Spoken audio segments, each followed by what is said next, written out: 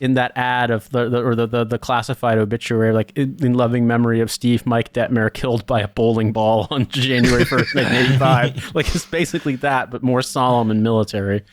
So we got a capitalist BMP here on the right, pointing at Omar. It's an XM723, and it looks kind of nice. I think it looks. Yeah, it looks It looks like BMP. BMP-ish. Yeah, kind of low to the ground, agile. It looks like an armored Lamborghini Countach, which I really like. Yeah.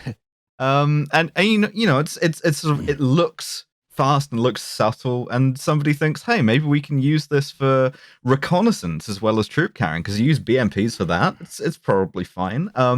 Next slide, please. I love the chart that I put on this one.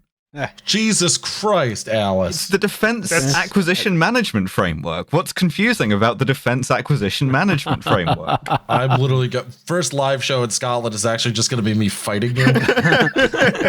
You know, it's really funny, those firing ports, those weapons, the port firing weapon. I had forgotten all about those. But yeah, you see those on the right, that is looks like an M16 A2 or an A1 with a I can't see exactly, but it doesn't have a stock because it's a port firing weapon. It's meant to be jammed out the port of a Bradley and fired. Yep. I like how the plug is hanging there too. It's like you got to unplug the port and jam the specific M16 out the window.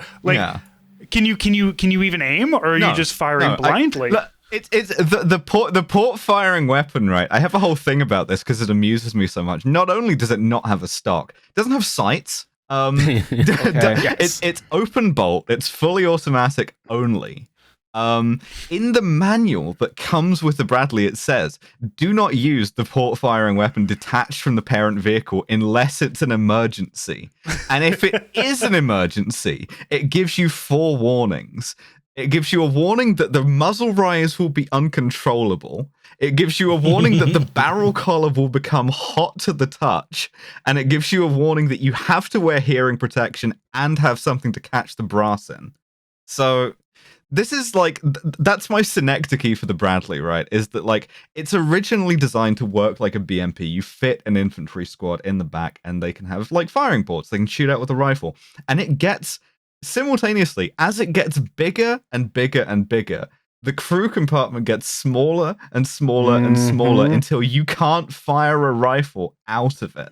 And you have to throw something else in as well, and that is that, please bear in mind, the Bradley was designed before the advent of the kind of body armor that we wear now. It was designed in the era when some people would wear flak jackets, whereas what we wear now is basically an improved flak jacket with ceramic plates in the front, back, and sides. So I'm telling you, you'll wear your equipment vest on top of your body armor.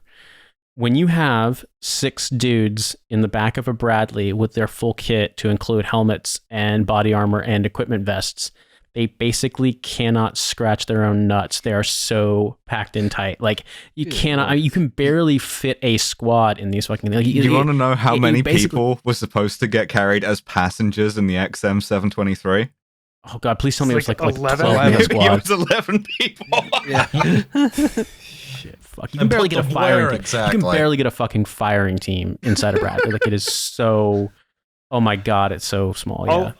I've been crammed into the back of a lot of MRAPs, but I think the worst was anytime I tried to use a porta potty in my full kit, because like they're not that big to begin with, but then you've got all this body armor and everything, and really it's like you wonder why they're so gross inside, is because you really can't tell where you're pissing. You just have to like especially pull your if you have dick out and the hope for your Kevlar. best. If you have the Kevlar dick flap, I can only imagine you how lift many the people dick flap. accidentally pissed on their dick flap. This is actually this is a common thing for toilet training in Europe, but in America we don't have a normal dick flap. So for us, the enormous Kevlar triangle hanging down to cover your dick is funny. Yeah, you have to figure out a place to put the M16 so it doesn't go down into the shitter. You've got to figure out a way to undo your pants, your button fly as well. Find your dick, because there's just so much going on down there as is. After you lift up so you got to have one hand holding up the dick flap, one hand holding yourself. You can't see anything because, it's He's been crushed down there, man. He's not coming out for anything. So you're just hoping and praying. And it's like, maybe you'll piss on the wall. Maybe you'll get it into the hole. Once you start pissing, then you can aim. It's like a tracer round, right? You got to get the first little bit out so you can figure out where you're pointing, and then you adjust fire. Speaking of, I want to highlight the fucking TOW missile launcher that this thing has, because somebody thought, hey, the BMP can kill tanks if it's been a good boy. Why can't we kill tanks with the Bradley? Well, okay, we put a missile launcher on it. Where do we put the missile launcher? There's no room in the turret. There's no room in the crew compartment. Where do we put this thing? And the answer is you bolt it off of one side. Right. Well, this is, and I know we're going to bust on the Bradley a lot, but like there are so many different variations and iterations where they're just like, we can take this chassis and we can take this idea and just put different things onto modular. it. So we can have all kinds of terrible ideas on here. There was a Bradley, I'm pretty sure, I can't remember the nomenclature, because I remember just randomly having it assigned in one of like the paper exercises we did in one of our courses, that it's a Bradley that's got like big stacks of Stinger missiles in it. And it's just like, it doesn't really do. It's like, yeah, you got a Bradley, but you basically can only shoot down Soviet helicopters and fixed-wing aircraft. You can't really use it for anything else. That's kind of that leads me so neatly into my next slide, which is the German city of Fulda. Seems fine. Oh no! I guess. Looks fair. is there a gap here that we're gonna? No. Yeah, I mean, like, Put it back. Put it back. Look, I wouldn't go to the Fulda Gap, but the Fulda Hot Topic though, maybe. There you go. Go to Fulda Pier 1 Oh, imports. you guys like bring me the horizon? yeah, I mean, the thing, as we've all already identified here, is that the thing about Fulda is that it's very flat. It's the only place for miles that is. And so there was this general understanding throughout the Cold War that if things went bad, the fucking Third Guards tank army would advance west through Fulda and not stop until they reached Antwerp. And I can't stress enough the ubiquity of the belief among senior officers that this was the only place the US would ever fight a shooting war. Yes. You would only ever have to, like...